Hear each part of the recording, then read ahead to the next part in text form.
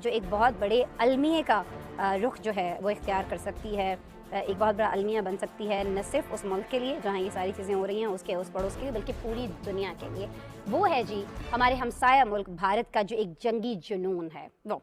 हम बात करेंगे जी अभी हमसाया मुल्क भारत ही की, जहाँ भूख है, अफलास है, वसाइल हैं लेकिन उनका इस्तेमाल नहीं किया जा सकता है। यहाँ पर जो बेहाल करोड़ों भारतीय हैं, वज़ीर आज़म के खित्ते की थानेदारी का भूत जो है उसको वो भुगतते हुए दिखाई देते हैं। अब भारत ने किया क्या है कि रूस से मिसाइल सिस्टम S-400 खरीदा है और इसकी तरसील भी शुरू हो गई है। भारत का हिटलर मोदी खरबों डॉलर्स दिफाई सौदों में झोंक रहा है। रूस के तो दोस्तों, स्वागत है आपका हमारे SKC न्यूज़ चैनल पे। आज हम पाकिस्तानी मीडिया का भारत के S-400 खरीदने पर जो बवाल उठ रहा है वो सुनेंगे। पाकिस्तान हमेशा भारत पर ये इल्ज़ाम लगाता है कि भारत हम पे अटैक करेगा, हमला करेगा। पर जब हम इतिहास उठा के देखते हैं ना, तो 1948, 1965, 1971, 1999 इन सभी में पाकिस्तान ने हम भारत पे हमला किया है और भारतीयों को रोकने का हर असंभव प्रयास किया है। तो भारतवासियों, संभल जाओ और सुनो पाकिस्तान मीडिया, और लाइक, शेयर और सब्सक्राइब करके जाना ताकि आपको ऐसी लेटेस्ट वीडियो मिल अब सके। भारत ने किया क्या है कि रूस से मिसाइल सिस्टम S-400 खरीदा है और इसकी तरसील भी शुरू हो गई है। भारत का हिटलर मोदी खरबों डॉलर्स दिफाई सौदों में झोंक रहा है। रूस के सदर व्लादिमीर पुतिन के हालिया दौरे भारत के दौरान नरेंद्र मोदी ने क्लाशनकोव राइफल्स बनाने के लिए अलग मुआहदा भी तय किया है। इस मुआहदे के तहत भारत 6 लाख से जायद AK-203 राइफल्स बनाएगा। रिपोर्ट्स के मुताबिक भारत और रूस के दरमियान 28 सरमायाकारी के मुआहदों पर दस्तखत हुए हैं। हम अपने प्रोग्राम में आप जो लोग देख रहे हैं कुछ ये मनाजिर भी दिखा रहे हैं उन मिसाइल्स के और उन चीज़ों के जो भारत ने खरीदी हैं। लेकिन आपको ये भी बताएं कि अमेरिकी दबाव के बावजूद भारत ने रूस के साथ 2018 में 5 दिफाई मिसाइल सिस्टम की खरीदारी का 5.5 अरब डॉलर्स का मुआहदा किया है। और नाज़रीन, इसमें तो कोई शक ही नहीं है ना कि बीजेपी के दौरे इक़्तिदार में दुनिया की नाम नेहाद बड़ी जमहूरी आबादी के लिहाज से दूसरे बड़े मुल्क को तबाही की तरफ धकेला जा रहा है। भारत पर सवार जंगी जुनून पर बात करने के लिए इस वक्त हमारे साथ मौजूद हैं तज्जियाकार कमर चीमा साहब। सीनियर तज्जियाकार हैं, अक्सर आप टीवी चैनल्स पर इनको देखते रहते हैं, इंडिया के हालात को बड़ी अच्छी तरह से जानते हैं, बड़ा ज़बरदस्त तज्जिया भी रखते हैं। उनसे बात करते हैं। अस्सलाम वालेकुम कमर चीमा साहब। जी, अस्सलाम वालेकुम जी। कमर चीमा साहब, बहुत शुक्रिया आपके वक्त के लिए, हमारे साथ मौजूद रहने के लिए। कमर चीमा साहब, ये फरमाइएगा, क्या अमेरिका का जो है वो सिर्फ बाकी ममालिक पर पाबंदियां लगा सकता है? पूछना मैं आपसे ये चाह रही हूँ कि भारत पर वही पाबंदियां आयद की जा सकती हैं जो तुर्की पर और रूस पर हथियार खरीदने पर लगाई गई थी? क्या रूस सर्द जंग के दौरान की गई जो धोखेबाजियां हैं उनको अमेरिका ने कहीं ना कहीं नज़रअंदाज कर दिया है कि भारत पर दोबारा से जो दीगर ममालिक हैं वो एतबार करते हुए दिखाई देते हैं? ऐसी क्या स्ट्रैटेजी अपनाई जा रही है कि जो जो बुराइयां हैं वो भी साथ साथ की जा रही हैं, जो कुछ भारत कर रहा है वो भी सारी दुनिया के सामने है, लेकिन उसके बाद चश्मपोशी की जाती है, इस तरह के मुआहदे भी कर लिए जाते हैं? क्या गिदड़ सिंह है इनके पास? जी, बहुत शुक्रिया। देखिए जी, पहली बात तो ये है कि अमेरिका ने एक स्पेशल एक्ट बनाया था जिसका नाम है काटसा एक्ट, जिसका मतलब ये है कि कोई भी मुल्क अगर अमेरिका के दुश्मनों से असला खरीदेगा, तो अमेरिका के अंदर जो अदारे हैं, कांग्रेस, स्टेट डिपार्टमेंट, उन पे सैंक्शन लगा सकता है। अब क्योंकि इंडिया ने S-400 मिसाइल सिस्टम, जो कि $5.4 बिलियन का मिसाइल प्रोग्राम है, जो कि surface to air missile system है और बड़ा लेटेस्ट टेक्नोलॉजी का मिसाइल सिस्टम है, वो खरीदा है, जिसकी वजह से रूस के सदर इंडिया का दौरा कर रहे हैं और आइंदा भी तकरीबन 7 लाख गनों का, जिस तरह आपने कहा, AK-203 का सौदा कर रहे हैं। बेसिकली तो अमेरिकन को चाहिए था कि वो इंडिया को सैंक्शन करते, लेकिन अमेरिकन कांग्रेस के अंदर और अमेरिका के अंदर ये बात की जा रही है कि इंडिया को वन टाइम वेवर दे दिया जाए, इस दफा इंडिया को छोड़ दिया जाए, लेकिन अगर आइंदा इस तरह का कोई बड़ा डील खरीदेगा तो हम इंडिया को रोकेंगे। लेकिन प्रॉब्लम यहां पे ये आ जाता है कि अमेरिका जो चाइना को काउंटर करने के लिए इंडो पैसिफिक के अंदर जो एक क्वाड्रिलेटरल सिक्योरिटी डायलॉग, जिसे क्वाड बोला जाता है, जिसमें ऑस्ट्रेलिया, जापान, अमेरिका और इंडिया है, उस अलायंस के अंदर इंडिया को ले बैठा है। अब इंडिया उस अलायंस के बगैर वो इंडिया के अलायंस में वो कंप्लीट नहीं होता, तो अमेरिका फंसा हुआ है वहां पे।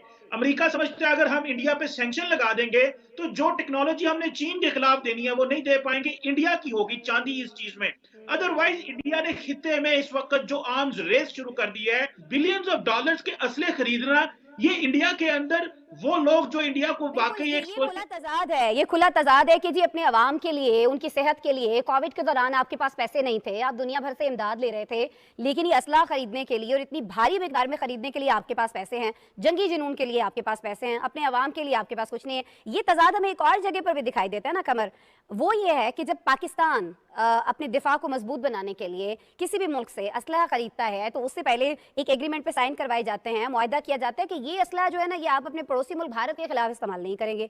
तो क्या अभी रूस जो इतना असलहा दे रहा है, कोई ऐसा मुआहदा हुआ है कि वो पाकिस्तान के खिलाफ इस्तेमाल नहीं होगा?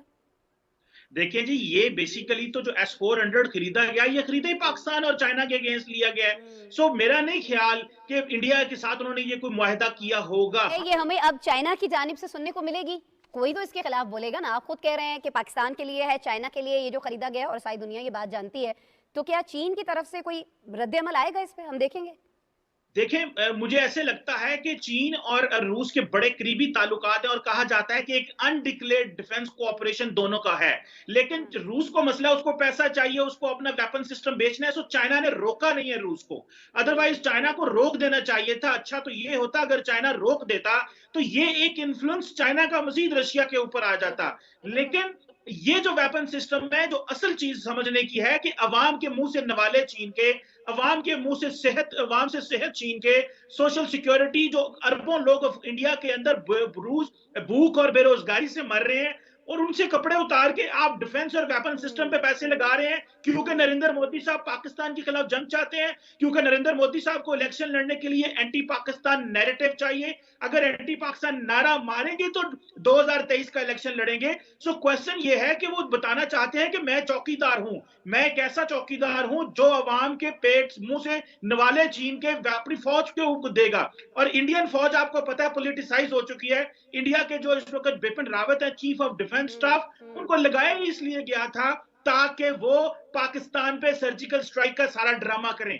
उनको ये अपॉइंटमेंट जो कि इंडियन तारीख, मिलिट्री तारीख में कभी नहीं मिलती, ये पहली दफा नरेंद्र मोदी ने किया ताकि मैं फौज को जीतूं, मैं फौज को विन करूं, ताकि ये मुझे इलेक्शन जितवाएं। और आपको पता है इस चीज का कि बीजेपी के लोग फौजी अफसरों और फौजी जवानों की तस्वीरें अपने इलेक्शन पोस्टर पे लगाते हैं। लेकिन कहीं ना कहीं कमर हमें ऐसा नहीं दिखाई देता कि ये धूल जो है वो दुनिया भर की आंखों में भारत झोंक रहा है, क्योंकि हो ये रहा है कि यहाँ बातें ये की जाती हैं कि जी कोई भी खित्ता है वहाँ पर जो ताकत का तवाजुन है वो बराबर रहना चाहिए, अगर ये तवाजुन बिगड़ जाता है तो उस खित्ते में अमन कायम नहीं रहता है। तो अब ये जो सारी चीज़ें भारत कर रहा है, ये जो इतना बड़ा एग्रीमेंट हुआ है रशिया के साथ, इससे नहीं लग रहा किसी को कि इस एशिया रीजन के अंदर ताकत का तवाजुन बिगड़ रहा है? ये बहुत अलार्मिंग सिचुएशन है, इसको संभाला जाना चाहिए या नहीं? नजरें बंद करके बैठे रहे बस अब, क्योंकि ये भारत ने किया।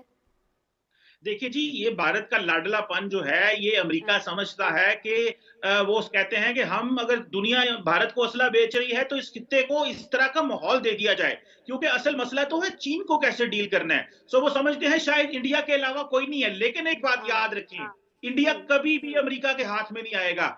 अमेरिका से इंडिया असला भी लेगा, टेक्नोलॉजी भी लेगा, मैन पावर भी लेगा, कारोबार भी करेगा।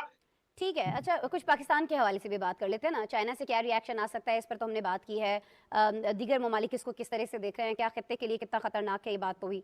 अभी बता दीजिएगा कि S-400 मिसाइल जो हैं, इस निज़ाम की तनसीब से पाकिस्तान की सालमियत पर क्या असरात मुरतब हो सकते हैं? क्योंकि वैसे जंगें जो हैं वो तो जज्बों से लड़ी जाती हैं ना, वो हथियारों से तो नहीं लड़ी जाती। ये बात भारत नहीं जानते, लेकिन पाकिस्तानी तो इस बात को समझते हैं। लेकिन फिर भी ये जो मिसाइल सिस्टम है, इसकी तनसीब से पाकिस्तान की सालमियत पर क्या असरात होंगे, ये मैं जानना चाह रही हूँ कमर साहब आपसे। देखिए, इस खित्ते में आपकी बात सही है कि जो स्ट्रेटेजिक स्टेबिलिटी है वो तो मुतासर हो सकती है। और उस तरह S-400 खरीदने से और इंडिया जो इंटरकॉन्टिनेंटल बैलिस्टिक मिसाइल बना रहा है, इससे जो उन्होंने टेस्ट किया रिसेंटली 5000 किलोमीटर की जो रेंज रखते हैं, उससे खित्ते में अदम तवाजन तो होगा। लेकिन इसका एक एडवांटेज तो इंडिया को मौजूद है।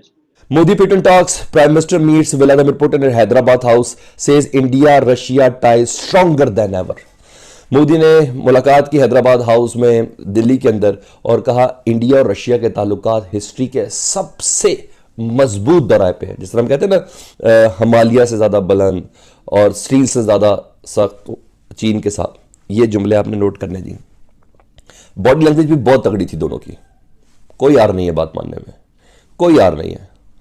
अच्छा जी, despite changes in geopolitical equations, ठीक है जी, Russia India sign deal to produce different things, वो मैं आपको बताता हूं जी। उन्होंने कहा despite changes in geopolitical equation the friendship of India Russia remained constant, said prime minister Modi during meet with Vladimir Putin ji. ये आपने देख ली खबर। उन्होंने कहा जिस तरह भी जियोपॉलिटिकल इस वक्त मामला चल रहे हैं दुनिया के अंदर, चीन के साथ इंडिया के ताल्लुकात, पाकिस्तान के साथ इंडिया के ताल्लुकात, लेकिन रशिया के साथ पाकिस्तान के ताल्लुकात, रशिया के साथ चीन के ताल्लुकात, तमाम अपनी जगह पर। लेकिन मोदी साहब की जप्पी भी बहुत मशहूर है ना, जप्पी फेरते हुए पूरा कमर पे हाथ भी फेर देता है, ठीक है, जिसमें अक्सर लीडर्स देखते भी रहते हैं। लेकिन वो पुरजोश जो उनके वारफ्तगी है ना, वो देखने के लायक होती है, इसमें कोई शक नहीं जी। अच्छा जी, रशिया इंडिया के दरमियान कुछ डील साइन हुई है जी। उससे पहले सुन ले जी व्लादिमीर पुतिन ने क्या बोला जी। अभी मैंने नरेंद्र मोदी ने बोला, व्लादिमीर पुतिन ने इस दौर से क्या बोला। उन्होंने कहा वो perceive India as a great power, एक ताकतवर तरीके से, ताकत से मुराद हम लेते हैं इंडिया को, अ फ्रेंडली रिलेशन, एक दोस्त कौम, and a time tested friend, और ऐसा दोस्त जिसको हमने टाइम पे वक्त पे टेस्ट किया हुआ है। The relation between our nation are growing and I am looking into the future, हमारे कौमों के दरमियान अच्छे रिलेशन है और हम मुस्तकबिल की तरफ अच्छे ख्यालात के साथ देख रहे हैं। Russian president Vladimir Putin meeting with Narendra Modi ji. ये हो गया जी। अब मैं S-400 पे नहीं जा रहा, अभी कुछ नई चीजें डिस्कवर हुई हैं जी। उसमें सबसे पहले सुन ले जी, Russia India sign deal to produce Kalashnikov automatic rifles in India. India में ही बनेंगी ये क्लाशनकोफ। कितनी? 5 लाख क्लाशनकोफ है। कहां बन रही हैं? यूपी में, उत्तर प्रदेश में जी। During Russian President Vladimir Putin's visit India, both countries signed a deal to produce Kalashnikov automatic rifles in India. Russia hopes to supply India with more S-400 missile system within deal's option. S-400 भी वो देने जा रहे हैं जी। उन्होंने कहा और ज्यादा देंगे क्योंकि हमारे पास डील के जरिए